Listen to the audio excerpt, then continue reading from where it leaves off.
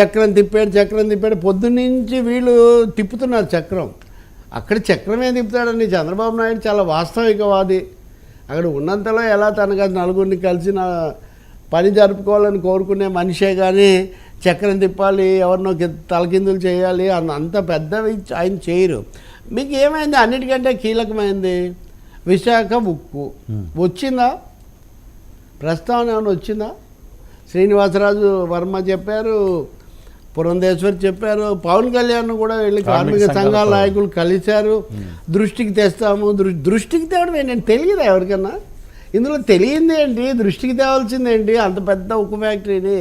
కాబట్టి చంద్రబాబు నాయుడు ఆ విషయమే ప్రస్తావించలేదు తన ట్వీట్లో. అంటే అది ప్రస్తావనకు రాలేదు. అవగాహన అంగీకారం కుదరలేదని సందేహం కలుగుతుంది నాకైతే. ఇంకా మూడోది, కాంక్రీట్గా ఏముంది ఇంతకుముందు లేనిది?